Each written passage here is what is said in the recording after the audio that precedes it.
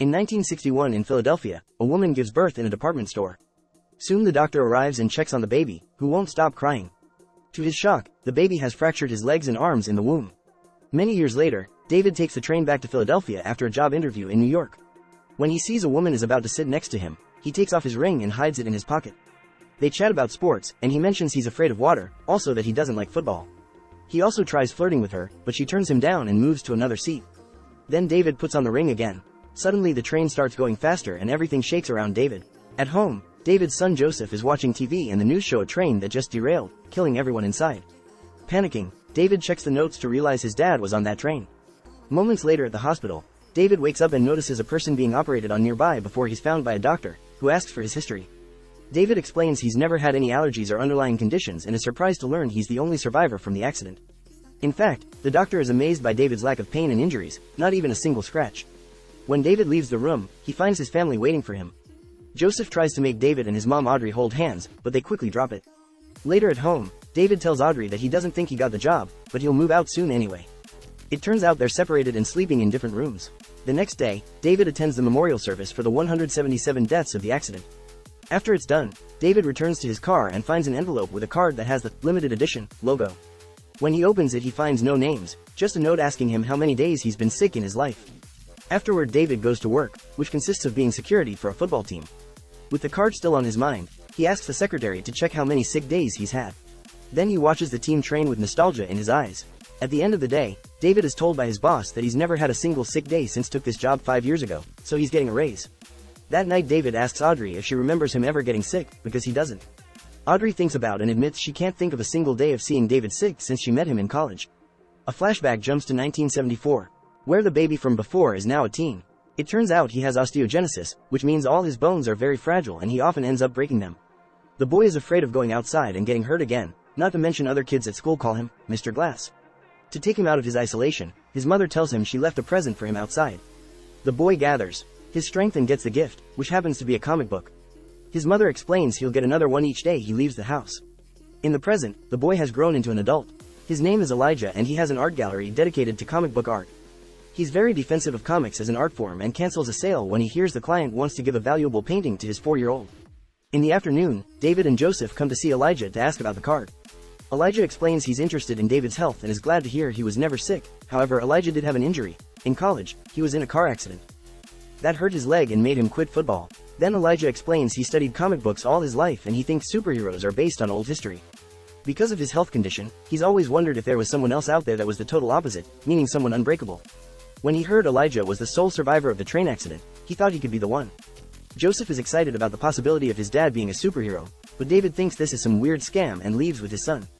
That night, David reads about the accident on the newspaper, which inspires him to check his closet. He has a gun hidden there and a folder with newspaper clips related to his life. The first ones show the start of his football career and the last one is the car accident. The vehicle is really damaged, so the fact he survived it's a miracle. At that moment he's interrupted by Audrey, who asks him if he's been with any other person.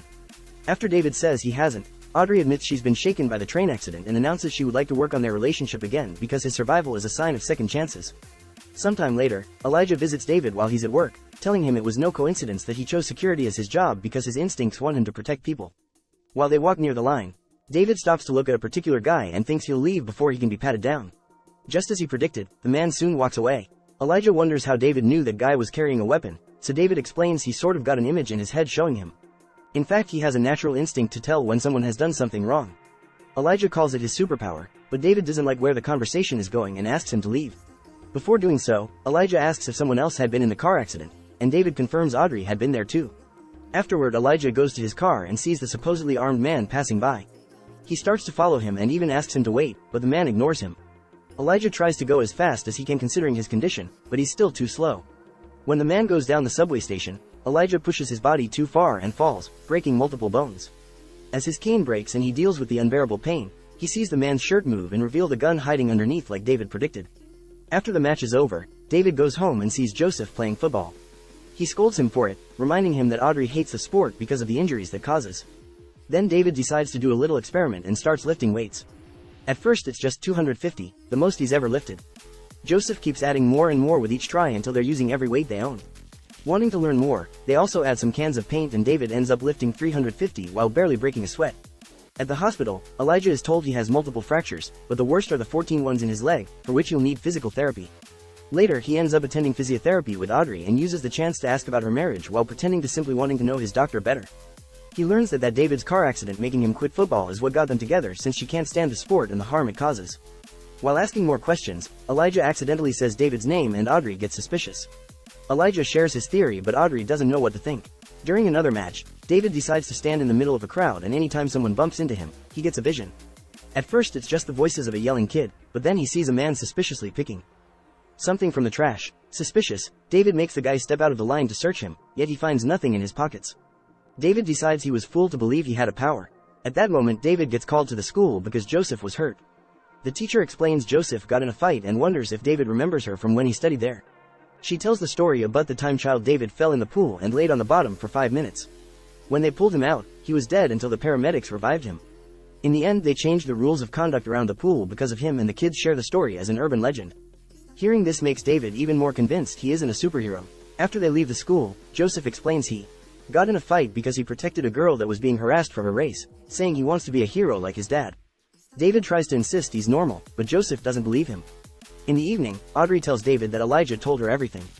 Before they can discuss it, they discover that Joseph has grabbed David's gun and points it at him, wanting to prove he can't get hurt. The kid hesitates for several seconds and David manages to talk him into putting it down.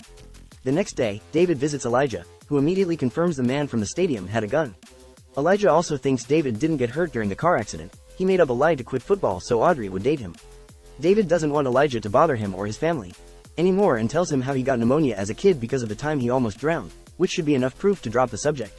Later Elijah is at the comic book store in a not responsive state. The clerk needs to close the shop so he starts dragging Elijah out in his wheelchair, but Elijah keeps moving the wheel to make him mess up. After a few tries, Elijah finally talks when he finds the comic he wants. Meanwhile David and Audrey leave Joseph with a babysitter so they can go out on a date. They have drinks together and try to reconnect, forcing David to admit he's kept his family at arm's length because something doesn't feel right. When they come back, the babysitter tells them she picked a phone call from New York saying David got the job. However, the family assures her they aren't going anywhere. There's also a message on the machine from Elijah, explaining every hero has a weakness and David's kryptonite is water. Desperate for answers, David sneaks in the middle of the night to find the train from the accident. He looks at the destroyed car and knows nobody normal could have survived it. This triggers the memory of the car accident and it's revealed he got out just fine, but Audrey had been stuck inside the burning vehicle. David used his super strength to rip the car door off and save Audrey. Soon someone arrived to help and David realized it was weird for him not to be hurt. Overwhelmed by the memory, David calls Elijah and admits he never suffered an injury in his life, wondering what he should do. Elijah tells him to go where people are. Moments later, David goes to a crowded area and opens his arms as he starts looking into people's crimes on purpose. He sees a woman distracting a clerk to steal jewelry, a guy throwing a bottle at a black group while insulting them for their race, and a guy taking advantage of an unconscious drunk girl. When he bumps into the janitor, he discovers the guy killed a man to take over his house. David waits for the janitor to finish his work and follows him to the house, noticing he enters through the back door. Following the same route, David gets inside too and discovers the place is a mess, not to mention the owner's body is still on the stairs. Then he looks around the rooms and finds 2 kids tied up in a closet. David immediately frees them and asks them to be quiet. Next David checks the main room and finds the mother tied up as well. The balcony door is open and David steps through it, thinking the guy may have escaped. At that moment the janitor appears behind David and pushes him off the balcony, causing him to fall on a wet surface. David looks around and realizes he's on a pool cover, which slowly begins to sink under his weight. Entangled in the fabric, David can't swim and keeps struggling to breathe and survive. Thankfully a stick suddenly appears in the water and he grabs it so he can be pulled out. It turns out the kids have come to rescue him. Afterward David returns to the main room and grabs the janitor from behind to choke him. The man fights back and pushes David against the wall, which causes damage on the surface. David is still stronger and manages to kill the guy in the end. Then he frees the mother, but unfortunately, she's already dead. That night, David takes Audrey from her room so they can sleep on the same bed again. The feeling of something wrong finally gone. The next morning, Joseph sees his parents are behaving very lovingly with each other. When Audrey is distracted, David shows Joseph the newspaper with the news about the dead janitor, which includes an illustration of a mysterious vigilante. David confirms it's him and asks Joseph to keep the secret. Sometime later, David goes to Elijah's art show and meets his mother, who tells him about the 2 types of villains: those who fight with his fists, and those who fight with his minds. The woman has heard about David because Elijah calls him a friend. Then David follows Elijah to his office and Elijah congratulates him on his first night as a vigilante. He offers to shake hands and when they do, David makes a shocking discovery. For years, Elijah has been causing accidents on purpose to find a superhero, including the train David was in. Shocked, David looks around and notices Elijah's plans and research. Elijah explains that now David knows who he is, he also finally knows his own identity, the villain to David's hero. Like in the stories, they're the exact opposites yet sometimes also friends. Perhaps Mr. Glass has always been Elijah's villain codename. David immediately calls the police and Elijah is sent to an institution for the criminally insane.